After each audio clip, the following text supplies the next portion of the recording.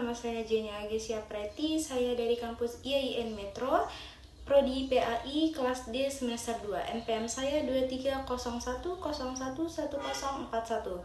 Saya di sini akan menyelesaikan tugas UAS saya, yaitu Ulumul Quran yang diampu oleh dosen Yuyun Yunita MPDI. Selanjutnya adalah pemaparan materi.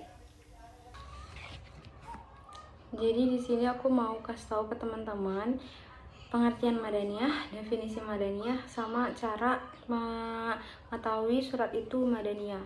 Jadi yang pertama itu pengertiannya ya.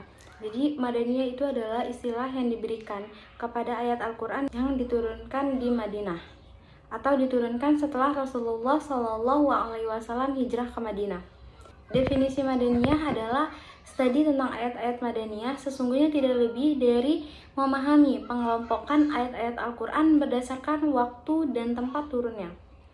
Dalam hubungan ini, sekurang-kurangnya ada 3 definisi ta'rif yang sering dikemukakan para pakar bidang, yaitu yang pertama ada madaniyah, ayat-ayat Al-Quran yang turun sesudah hijrah. Yang kedua, ada ayat-ayat yang turun di Madinah. Lalu yang ketiga, ayat-ayat yang khitbahnya ditunjukkan kepada penduduk Madinah. Lalu ketiga definisi yang saya sebutkan tadi dasarnya merupakan bagian dari usaha pengklasifikasikan ayat-ayat Al-Quran. Akan tetapi, untuk menghindari kerancuan, kita lebih suka memilih definisi yang pertama. Dengan mengklasifikasikan yang teliti berdasarkan tempat dan waktu turunnya ayat, akan diketahui ayat-ayat mana saja yang turun lebih dahulu, dan selanjutnya adalah cara mengetahui madaniyah. Dari segi sumbernya, Makkiyah dan Madaniyah sama saja dengan sabab nuzul. Artinya, Makkiyah maupun Madaniyah hanya dapat diketahui melalui riwayat demi riwayat yang diturunkan secara estafet dari satu generasi ke generasi berikutnya sebelum kemudian dibukukan atau ditulis dalam suatu bentuk catatan. Sekalipun demikian, ada macam-macam isyarat-isyarat yang bisa ditangkap untuk membedakan ayat Makkiyah dengan ayat Madaniyah. Isyarat-isyarat Madaniyahnya yaitu yang pertama, terdapat kalimat orang-orang yang beriman pada ayat-ayatnya. Yang kedua, terdapat hukum-hukum faraid, hudud, qisas, dan jihad di dalamnya. Yang ketiga, itu menyebut orang-orang yang munafik kecuali Al-Ankabut. Yang keempat, itu membuat bantahan terhadap ahlu Alkitab, Yahudi dan Nasrani. Selanjutnya adalah ciri-ciri spesifik madaniyah, yaitu para ulama merumuskan ciri-ciri spesifik madaniyah, yaitu menjelaskan permasalahan ibadah, muamalah, hudud, bangun rumah tangga, warisan keutamaan, jihad, kehidupan sosial, aturan-aturan pemerintah, menangani perdamaian dan perperangan, serta persoalan-persoalan pembentukan hukum syara. Selanjutnya, ahli kitab Yahudi dan Nasrani dan mengajaknya masuk Islam, juga mengurangi perbuatan mereka yang telah menyimpangkan kitab Allah dan menjauhi kebenaran serta perselisihannya setelah datang kebenaran. Selanjutnya ada mengungkap langkah-langkah orang-orang munafik.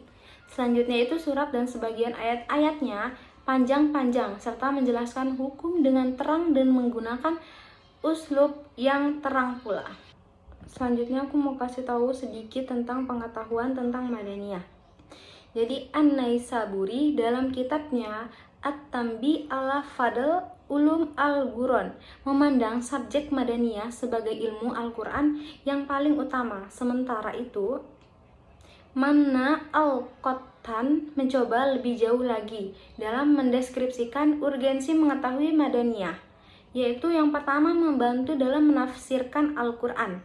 Informasi-informasi seputar pengungkapan Al-Quran tentunya sangat membantu dalam memahami dan menguraikan ayat-ayat Al-Quran. Dengan mengetahui urutan Al-Quran, seorang pakar dapat menyelesaikan implikasi problematis dalam 2 bagian yang berbeda, yakni dengan mengulangi gagasan nasik mansuk yang harus diketahui melalui rangkaian Al-Quran. Selanjutnya yaitu pedoman bagi langkah-langkah dakwah. Beragam artikulasi dan nada yang digunakan dalam ayat-ayat madaniyah memberikan data yang sistematis tentang cara yang paling tepat untuk menyampaikan dakwah sehingga bermakna bagi individu yang dituju. Selanjutnya yaitu memberi informasi tentang sirah kenabian. Pemberian data tentang sirah Nabi, tahapan mengungkapkan sepanjang perjalanan dakwah Nabi, baik di Mekah maupun di Madinah. Dimulai dari pengungkapan utama hingga pengungkapan terakhir. Al-Quran menjadi rujukan sejati bagi proses perjalanan dakwah Nabi. Datanya tidak bisa diragukan lagi. Jadi itulah tadi pengertian dari Madaniyah dan cara mengetahui bahwa surat itu Madaniyah atau bukan.